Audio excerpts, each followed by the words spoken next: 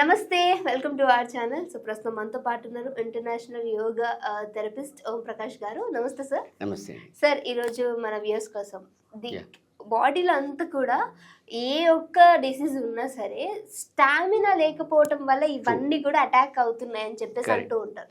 మన బాడీ స్టామినాగా ఉండాలంటే ఫుడ్ ఇవన్నీ కూడా అంటూ ఉంటారు. బట్ యోగాలో కూడా ఈ స్టామినా రిలేటెడ్ ఆసనాలు ఉన్నాయి అని అంట. అది నాకు నిజంగా తెలీదు. సో ఈరోజు మన వ్యూయర్స్ కోసం ఒకవేళ స్టామినా బిల్డ్ చేసుకోవాలంటే ఏ విధమైనటువంటి ఆసనాలు? తప్పకుండా. అంటే బేసిక్ గా మనం ఏంటంటే మనం కోర్ మజిల్స్ ని స్ట్రెంథెన్ చేసుకుంటే మన బాడీ స్టామినా అనేది పెరుగుతుంది అనమాట. సో యూజువల్ గా చాలా మంది దీన్ని ఛాలెంజ్ లాగా తీసుకుంటారు. అంటే 30 days మీరు డైలీ ఎంతసేపు చేయగలుగుతారు, డైలీ 1 minute చేస్తారా అని చెప్పి ఎంతసేపు హోల్డ్ చేయగలుగుతారు అనే దాన్ని ఛాలెంజ్గా తీసుకుంటారు అనమాట. సో దీనివల్ల మొత్తం మన కోర్ అండ్ స్ట్రెంత్ అంతా కూడా బిల్డ్ అవుతుంది. సో ఎవరైనా కూడా చేయొచ్చు. మరి ఎవరికైనా lower back pains, elbow pains, నీ పెయిన్స్ ఏమైనా ఉంటే కొంచెం జాగ్రత్త. Otherwise every one can do it అనమాట. ఎంప్టీ స్టమక్లో చేయండి, ఎందుకంటే మళ్ళీ సేమ్ మీ కోర్ మీద ప్రెషర్ పడుతుంది కాబట్టి హ్యాపీగా చేసేసుకోవచ్చు. ఈవెన్ జిమ్లో వాళ్ళు కూడా దీన్ని కాపీ చేసి చేస్తూ ఉంటారు. దీన్ని అంటే వ్యూయర్స్కి చెప్తున్నాను, మీరు ఒక ఛాలెంజ్ లాగా ఇక్కడ కూడా మీరు దీన్ని ఒక ఛాలెంజ్ లాగా తీసుకోవచ్చు. ఫస్ట్ మీరు ఎన్ని సెకండ్స్ హోల్డ్ చేస్తున్నారు చూడండి. గ్రాడ్యువల్గా దాన్ని ఒక 1 minute హోల్డ్ వచ్చేంత వరకు ప్రాక్టీస్ చేసి అక్కడ నుంచి 30 days ఎవ్రీడే ప్రాక్టీస్ చేయండి. చేస్తే మీ కోర్ స్ట్రెంత్ పెరిగి మీరు అన్నట్టుగా మంచి స్టామినా అనేది వస్తుందన్నమాట. సో లేట్ చేయకుండా మనం వెళ్ళిపోదామా? స్టార్ట్ చేద్దాం. Yeah, fine. మనం కోర్ స్ట్రెంత్ పెంచుకొని బాడీ స్టామినా ఎలా పెంచుకోవాలి అనే దాన్ని మనం ఇక్కడ యాసనలో చూద్దాం. దీన్ని హాఫ్ ప్లాంక్ అని చెప్పి అంటుంటాం. మ్యాట్ ఇలా అడ్డంగా వేసేసుకొని ప్రౌన్ పొజిషన్లోకి వచ్చేసి రైట్.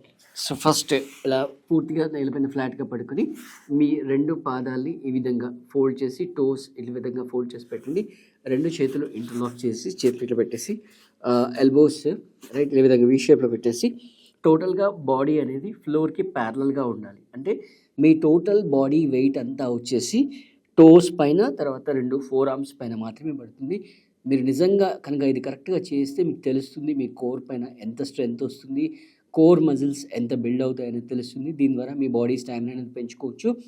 సో స్టార్టింగ్లో మీరు ఒక 10 కౌంట్ వెళ్ళండి. Right, 1 2 3 4 5 6 7 8 9 10 right. సో స్లోగా రిలాక్స్ అవ్వండి. దెన్ నెమ్మదిగా మీరు దీని యొక్క హోల్డింగ్ కెపాసిటీని పెంచుకొని గ్రాడ్యువల్గా మీరు ఒక 1 minute వరకు మీరు దీన్ని తీసుకెళ్ళండి. తీసుకెళ్తున్నట్లయితే ఖచ్చితంగా మీ స్ట్రెంత్ అనేది పెరుగుతుంటుంది. అంటే దీనికంటే ముందు అంటే డైరెక్ట్గా మీరు ఈ ఆసనాకి వెళ్ళే కంటే ముందుగా మీరు కొంచెం వార్మప్ అది చేసేసుకొని బాడీని స్ట్రెచ్ చేసుకొని, సో బాడీని స్ట్రెచ్ చేసుకున్న తర్వాత మాత్రమే ఈ హాఫ్ ప్లాంక్లోకి వెళ్ళాలి. డైరెక్ట్గా వెళ్ళకూడదు. కొంచెం మీ జాయింట్స్ అన్నీ కూడా ఫ్రీ చేసుకోండి. ఎందుకంటే దీంట్లో మనకు యాంకిల్ జాయింట్ ఇన్వాల్వ్ అవుతుంది రైట్. అలాగే టో జాయింట్స్ ఇన్వాల్వ్ అవుతాయి, ఎల్బో జాయింట్, రిస్ట్ జాయింట్ ఇవన్నీ ఇన్వాల్వ్ అవుతాయి. సో మీరు ఖచ్చితంగా వార్మప్ అనేది చేయాలి. అంటే మీరు వార్మప్ ఏం చేస్తారనే విషయం పక్కన పెట్టండి. అంటే టెక్నికల్గా చెప్పాలంటే 250 వెరైటీస్ ఆఫ్ వార్మప్స్ ఉన్నాయి. ఓవరాల్గా ఐడియా ఏంటంటే మీరు ఏ వార్మప్ చేసినా కూడా 10 minutes చేస్తారా, 15 minutes చేస్తారా అదే అనవసరం. ఈ 8 జాయింట్స్ ఇన్వాల్వ్ అవ్వాలి రైట్. అంటే మీకు హ్యాండ్లో 3 జాయింట్స్ ఉంటాయి, రిస్ట్, ఎల్బో, షోల్డర్. అలాగే లెగ్లో 3 జాయింట్స్ ఉంటాయి, hip joint, knee joint, ankle joint. Okay, so 3 + 3 6. Then neck joint, తర్వాత వేస్ట్ జాయింట్. ఈ 8 జాయింట్స్ ఖచ్చితంగా మీరు చేసే మూమెంట్లో ఇన్వాల్వ్ అవ్వాలి. ఏ ఆసన చేసినా కూడా మీరు డైరెక్ట్గా ఆసనాస్లో వెళ్ళకూడదు.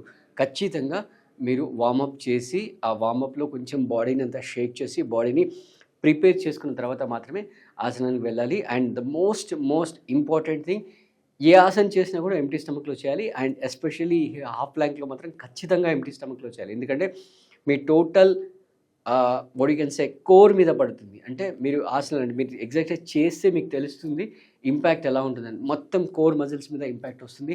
అబ్డమిన్ మజిల్స్ అన్నీ కూడా ఇన్వాల్వ్ అవుతాయి. కాబట్టి ఖచ్చితంగా ఎంప్టీ స్టమక్లో ఉండండి. మళ్ళీ గుర్తుపెట్టుకోండి, వార్మప్ చేసిన తర్వాత మాత్రమే చేయండి. సో మీరు దీన్ని 30 days ఛాలెంజ్ కింద, అంటే 30 days ఛాలెంజ్ ఎక్కడి నుంచి, Day 1 నుంచి కాదు. Day 1 మీరు 10 seconds హోల్డ్ చేస్తే అక్కడ నుంచి మెల్లమెల్లగా పెంచుతూ 60 secondsకి వెళ్ళండి. అక్కడ నుంచి 30 days ఛాలెంజ్ తీసుకోండి. ఖచ్చితంగా మీకు రిజల్ట్స్ అనేవి ఉంటాయి. సో మీ రిజల్ట్స్ ఎట్లా ఉన్నాయి అనేది మాకు కామెంట్లో తెలియజేయండి. Thank you so much sir. Viewers కోసం మంచి స్టామినా రిలేటెడ్ ఆసనాలు డెఫినెట్గా ట్రై చేయండి. ఇంకా వీడియోతో మళ్ళీ మీ అందరి ముందుకు వస్తాం. చూస్తున్నానండి our channel. Thank you sir.